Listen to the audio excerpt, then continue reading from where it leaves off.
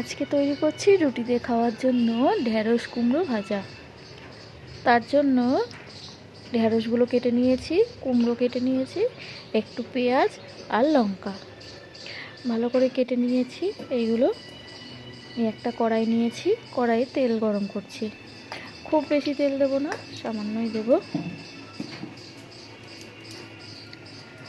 তেলটা একটু গরম হোক। তেলটা গরম হলে পেঁয়াজগুলো দিয়ে দেবো।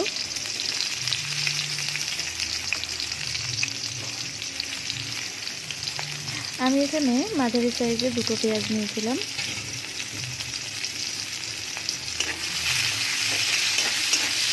পেঁয়াজগুলোকে একটু নরম করে ভাজবো। আঁচটা বাড়ানোই আছে।